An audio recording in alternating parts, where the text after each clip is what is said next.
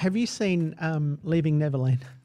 Yes, I have. I actually, I'm a massive Michael fan, but I feel like in order to be part of that conversation, you have to watch it to kind of.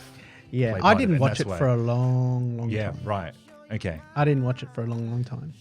Well, but I've always said I keep them in two totally different classes. Yeah. Yes, I care about his music.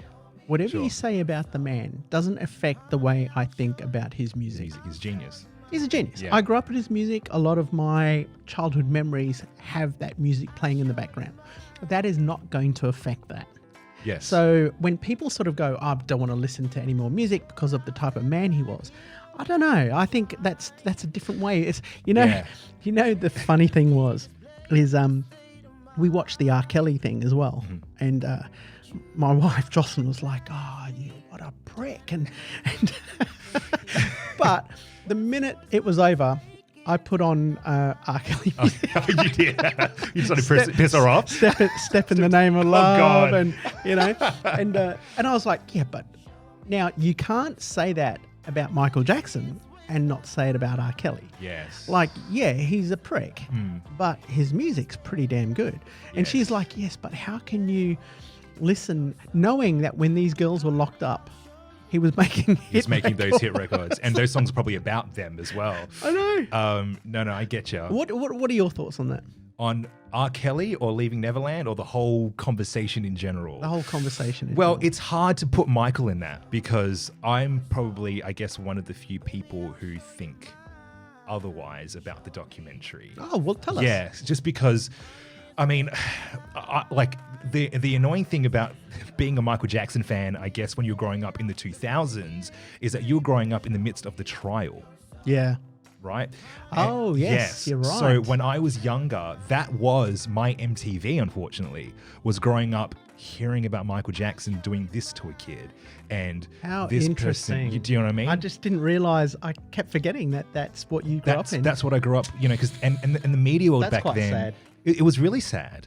But so I kind of lived through the updates and the people in Michael Jackson's life. See, the thing is, when you're a kid and you're invested into someone, let's say, you're invested to a superhero, you're invested into you're really invested, you're obsessed. Do you know what I mean? So you look into kind of every single bit, right? So I was becoming a bit of a teenager when this was happening. And do we need to stop? Is it No, going no, 20? no, We're going no, no, 27? no. Keep going, keep going, keep going. All right, okay. I was like a teenager, so I was understanding, what was going on wasn't new to me, when it comes Sure. to what he was doing, what they were accusing him of doing. Sure. But I was growing up understanding the people in Michael Jackson's life and the people who were accusing him. I had a bit more of a devoted interest into that, Right, into okay. all the different sides. So what I'm hearing in Leaving Neverland and the stories and all the stuff that they're mentioning in the documentary are actually stories picked up from books, publications that were proven false in court years ago. Right. Okay. Do you know what I mean? And these things were I didn't proven know. false. And the people who wrote those stories had to flee from the States because they couldn't afford to pay the damages. Do you know what I mean? Yeah. So, and that's just because I'm a fan who kind of grew up just, kind of... That's why it's good to get your take. Yeah, right? So I don't like the idea of abuse and all these things. I'm not someone who likes to call people who put these claims forward as liars and, don't believe claims like that because it's such a touchy and sensitive It is. thing. But I had to ask you because I know how much of a fan you are. Yeah. Because I'm just either this way or that because Yeah. I separate the men. Yes. I love the artist. I grew up with the music. Yes. What he does in his personal life, I don't really care. Yes. Really, for And- me, I don't care. Sure. I've got no opinion on whether he did or he Yes. didn't. All I know is that, I did shed a tear when he died. I couldn't believe it. Yeah. Because it was part of my childhood that Yes. went.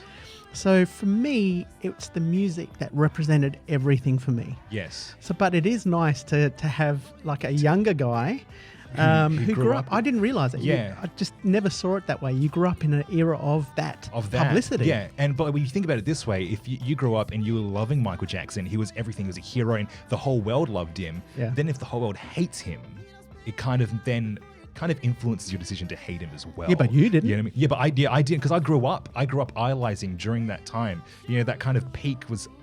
It's hard to explain, but I grew up idolizing him at a time when he was kind of experiencing all this adversity.